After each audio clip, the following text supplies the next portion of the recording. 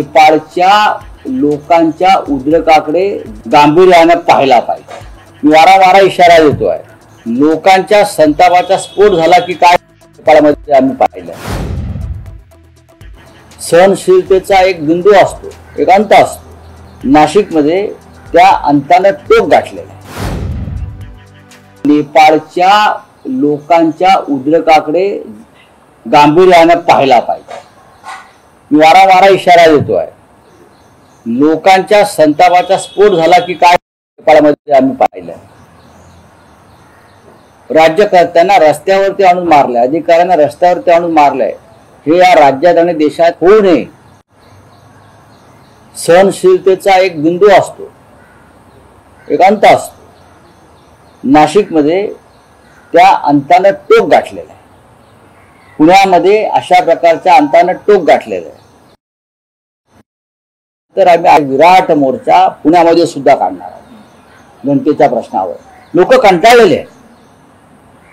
लोकांनी ह्यांना केलेलं नाही, पण होत चोरीच्या माध्यमातून हे लोक सत्तेवर आले आहेत आणि बेबंद आणि बेफाम झालेले आहेत। त्यांना त्यांची जागा दाखवावी लागेल आणि नाशिक नंतर इतर शहरामध्ये सुद्धा अशा प्रकारचे विराट मोर्चे, जन आक्रोश मोर्चे काढले जातील। शिवसेना आणि मनसे एकत्र आंदोलन करत आहे, मात्र युतीची घोषणा दसरा मेळाव्यात होईल का?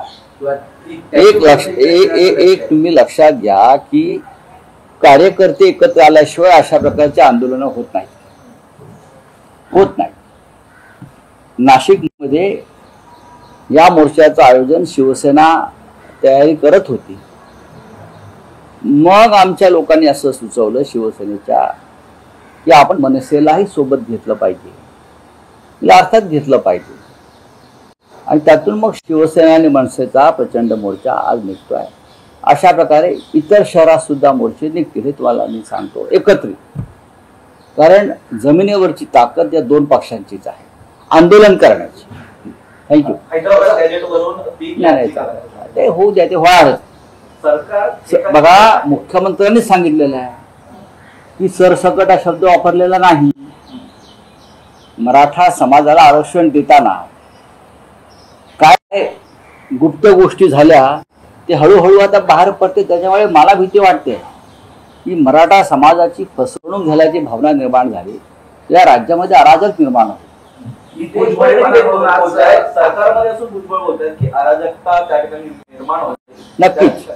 नक्कीच मला सारखं वाटतं या राज्यामध्ये जातीय अराजकता निर्माण होऊ शकते। आता असं हे मी सांगत नाही, आमचं म्हणणं नाही की असं काही झालंय। हे भारतीय जनता पक्षाचे आणि त्यांचे मित्र पक्ष सांगतात। आम्ही कसे खासदार फोडले, म्हणजे फोडलेल्या खासदारातून खासदार फुटलेले नाहीत हे सांगतोय। उपराष्ट्रपती CP राधाकृष्ण हे घोडे बाजारातून झाले आहेत का? देशाच्या संविधानिक दुसऱ्या क्रमांकाचं संविधानिक पद आहे, सेकंड हायेस्ट कॉन्स्टिट्यूशनल पोस्ट, म्हणजे देशाचं उपराष्ट्रपती पद आहे। त्या पदावरची व्यक्ती घोडे बाजारातून जर विराजमान झाली असेल तर असं भारतीय जनता पक्षाचे मिंदे गटाचे लोक सांगतायत, हे या देशाचं दुर्दैव आहे। आमच्या दृष्टीनं असं काहीही क्रॉस वोटिंग वगैरे झालेलं नाही। हा 15 मध्ये डिस्क्वालिफाय झालेली आहे आणि काही लोकांनी मतदानावरती बहिष्कार टाकला। उपराष्ट्रपतींची आज शपथविधी आहे, त्या ठिकाणी जे पक्षाकडून समर्थन आहे केंद्राच्या सरकारला ते सर्व पक्ष पाहायला मिळतात, परंतु स्वतः अजित पवार आहेत ते उपस्थित या संपूर्ण कार्यक्रमाला असणार आहेत। या संपूर्ण असं आहे की उपराष्ट्रपती पदाच्या शपथविधीला अजित पवार उपस्थित राहणार। यात नवीन काय, मोठं काय क्रांतिकारक गोष्ट काय?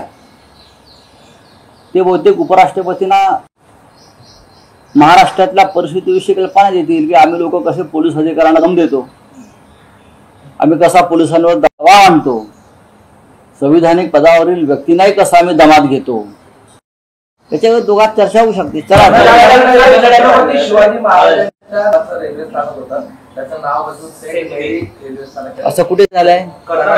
मुख्यमंत्र्यांनी मग आमच्या राज्याच्या मुख्यमंत्र्यांनी त्या संदर्भात आवाज उठवायला पाहिजे।